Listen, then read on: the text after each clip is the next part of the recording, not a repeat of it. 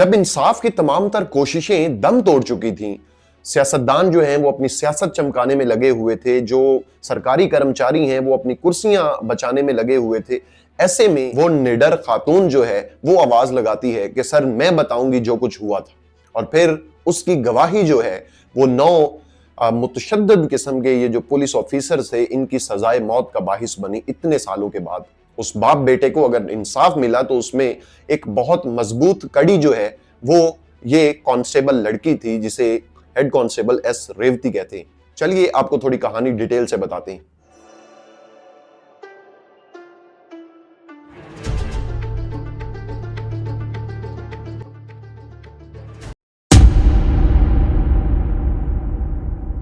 वो कहते हैं ना कि मुआशरे में जहां बुरे लोग बहुत ज्यादा तादाद में पाए जाते हैं वहां अच्छे लोग भी पाए जाते हैं। जहां बुज़दिल लोग पाए जाते हैं उसी मुआशरे में कुछ बहादुर लोग भी पाए जाते हैं। यही रियल लाइफ हीरो होते हैं। इसी किस्म की एक रियल लाइफ हीरो जो आज की हमारी जिस पे हम स्टोरी करने जा रहे हैं, एस रेवती, ये जून 2020 में जब 59 साला जयराज और 31 साला उसका बेटा बिनिक्स, उसको पुलिस जो है वो लॉकडाउन कवानीन की खिलाफ वर्जी करने पर उठाकर जेल में डाल देती है और कस्टोडियल टॉर्चर करने लग जाती है इंतहाई बुरे तरीके से। यानी मार मार कर उनका भुरकस निकाल देती है, घुटने तोड़ देती है, कई जगह पे कुल टोटल 18 जगहों पे शदीद किस्म की इंजरीज जो बाद में रिपोर्ट हुई इनकी। ये तो वो हैं जो शदीद इंजरीज थी, इसके अलावा जो उन्होंने दर्द बर्दाश्त की होगी वो किस कदर होगी हम तो इमेजिन भी नहीं कर सकते। खैर, जब ये बाप बेटा इंतहाई तशद्दुद बर्दाश्त करने के बाद इन्हें सब जेल में मुंतकिल किया जाता है और वहां इनकी तबीयत बिगड़ती है और 1 बाय 1 दोनों जो है वो जाँ बहक हो जाती हैं और केस जो है वो हाइप इख्तियार कर लेता है। तो फिर अदालत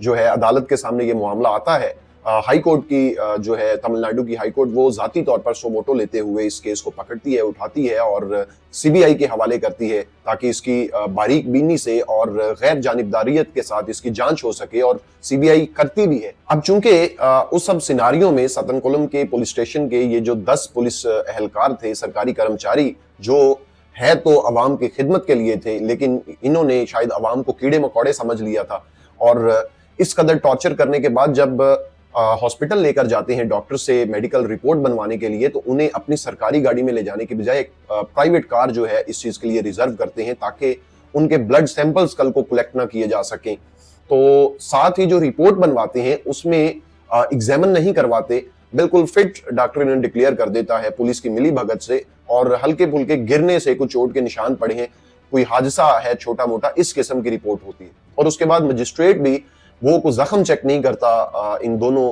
बाप बेटों के, जयराज के और बिनिक्स के, बल्कि ऊपर से अपने घर से खड़े खड़े पुलिस को जो है वो ऑर्डर कर देता है कि ठीक है जी आपको रिमांड दिया जाता है।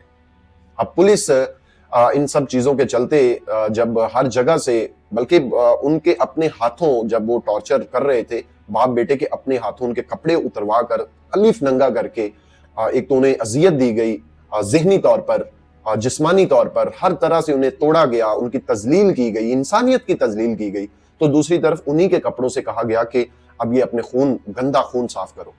और फिर बताया ये जाता है कि अगले दिन बाकायदा तौर पर एक गूंगे और बहरे मतलब एक इंसान को बुलाकर उससे सफाई करवाएगी ताकि किसी भी किस्म की कोई भी बात बाहर लीक ना हो सके। लेकिन ये केस तो जाहिर है पुलिस वालों ने अपनी अक्लमंदी के साथ, अपनी शातिर दिमाग के साथ बहुत मुश्किल बना दिया था सीबीआई के लिए। लेकिन ऐसे में एक ये लड़की एस रेवती जो है, ये अगर इंसाफ के लिए खड़ी ना होती तो शायद उस बाप बेटे को इतने सालों बाद भी इंसाफ हरगिज ना मिल पाता। एस रेवती ने अदालत के सामने कहा कि सर मैं बताऊंगी जो कुछ हुआ है, लेकिन क्या आप मेरी और मेरे घर वालों की, मेरे बच्चों की सिक्योरिटी की जमानत देते हैं? तो अदालत ने जब पूरे तौर पर गारंटी ली, उसकी सिक्योरिटी उसको फ्राहम की, तो उसके बाद उसने तमाम तर वो चीजें दिखाई, वो मामला बताया कि कैसे बाप बेटे को यहाँ लाया गया, कैसे उन्हें टॉर्चर किया गया, कैसे नंगा किया गया, कैसे उनके प्राइवेट पार्ट्स में लाठियां घुसाई गई, किस हद तक उन्हें टॉर्चर किया गया, physically, mentally, psychologically, total of total चीजें बताई। उन लाठियों से सैंपल्स कलेक्ट किए गए। तमाम तर एविडेंस कलेक्ट करने के बाद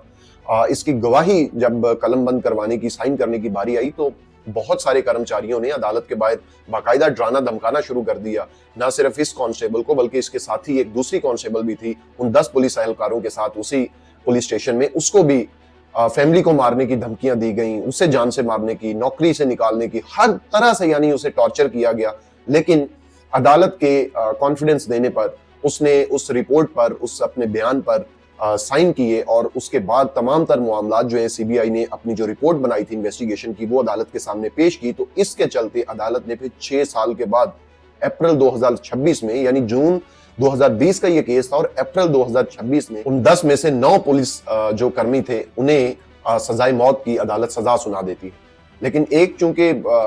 गिरफ्तारी में ही उस वक्त कोविड का दौर चल रहा था तो उसकी कोविड से ही हत्या हो चुकी थी, वरना वो भी इन 9 के साथ 10वां शामिल होता। तो जिस मुआशरे में भी एस रेवती जैसे विसल ब्लोअर मौजूद होते हैं,